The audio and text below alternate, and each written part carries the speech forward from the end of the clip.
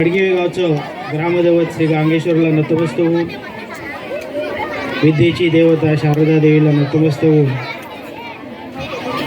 सिंधुदुर्ग जिल्हा परिषद आयोजित बालकला क्रीडा ज्ञानिमी होणार या स्पर्धेसाठी उपस्थित इंग्लिश मीडियमचे अध्यक्ष आदरणीय मनोजजी गोळेकर, कार्याध्यक्ष राणे सर, या ठिकाणी आताच कार्यक्रम आटपून गेले ते आपले गटविकास अधिकारी चव्हाण साहेब, माजी उपसभापती पारकर बुवा, जे रिटायर होऊनही अजूनही विद्यार्थ्यांवरती प्रेम असणारे आमचे पाताडे गुरुजी, माझ्यासोबत आलेले वारगाव गावचे सरपंच नाना शेटे,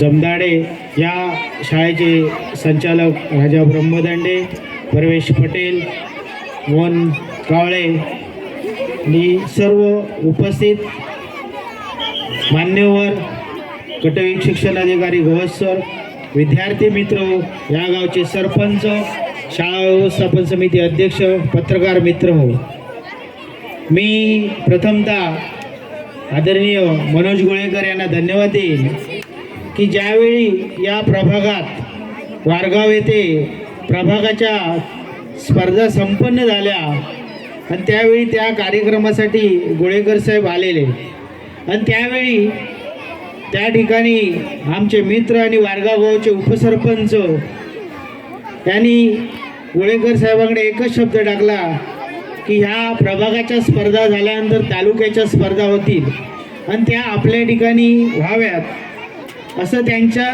समोर बोलले आणि त्यांनी लगेच त्याला मान्यता दिली. मी मनापासून सिंधुदुर्ग जिल्हा परिषदेचे आपल्याला धन्यवाद देईन.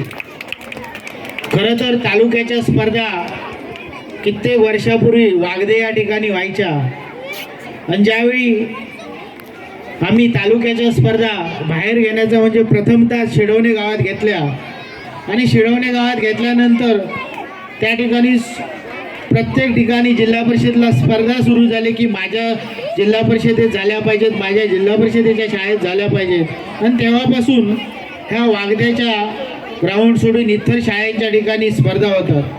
खरं तर या प्रभागात यापूर्वी शिडवणे येथे झाल्या, तळळे येथे झाल्या आणि प्राथमिक शाळेच्या स्पर्धा हायस्कूलच्या आणि त्याही इंग्लिश मिडियमच्या ग्राउंडवर होण्याची ही पहिलीच किमी आहे. त्यामुळे या संस्थेला मी मनापासून धन्यवाद देतो. दातृत्व असावं तर मनोज गोळेकरांसारखं असावं असं आम्ही आमच्या विभागात कित्येक वेळा पाहिलं आहे. कारण त्यांनी विद्यार्थ्यांना आमच्या मागणीनुसार लॅपटॉप दिलं आहेत, काय शाळेला लागेल वस्तू त्यांच्याकडे मागितली की नाही म्हटली नाही आहे, फक्त आम्हीच त्यांचा प्रश्न सोडवू शकलो नाही आहे. तो नक्कीच येत्या 15 दिवसात आपल्याला मार्गी लावून देऊ. खरं तर या ठिकाणी ह्या स्पर्धा घेताना बऱ्याच शिक्षकांनी मेहनत घेतली आहे. खास करून माझ्या प्रभागातले केंद्रप्रमुख पवार सर आणि त्यांची टीम मी गेले 8 दिवस बघतोय की सकाळी आले की संध्याकाळी 10 वाजेपर्यंत या प्रभागात या स्पर्धेसाठी अतोनात मेहनत घेत आहे आणि त्यांचे सर्व सहकारी. आणि ज्यावेळी जिल्हा परिषद पंचायत समिती अस्तित्वात नसतानाही प्रशासन अशा प्रकारे काम करत आहे. खरंच एकदा या प्रशासनाला आणि या सर्व शिक्षकांचं मनापासून धन्यवाद देतो. आणि ह्या स्पर्धा होण्यामागे आमचा एकच उद्देश असतो की विद्यार्थी चांगले घडावेत आणि त्याचा अनुभव आम्हाला शिडवणेला आलेला आहे. ज्यावेळी शिडवणे शाळेत आमचे कोलते गुरुजी होते आणि त्यावेळी खो खोची टीम आमची होती आणि त्यांनी जी खो खोची टीम तयार केली ती गेल्या वर्षीच नेपाळला खेळून आली.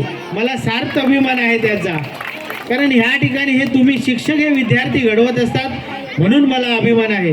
या ठिकाणी बराच वेळ झालेला आहे कारण 10चा कार्यक्रम आम्ही मुळातच उशिरा आलो, त्याहीबद्दल दिलगिरी व्यक्त करतो. जवळजवळ 12 वाजून गेले तर अजून वक्ते बोलणारे आहेत.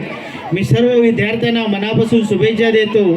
आणि हा कणकवली तालुका असल्यामुळे मी एकची क्रीडा प्रमुख राऊत सरांना सांगेन की जिल्ह्यावरनं येणारी चॅम्पियनशिप ही कणकवली तालुक्याला असते, कारण कणकवली तालुका हा कायम यशाच्याच मागे असतो, अपयश कधी त्याला पचत नाही.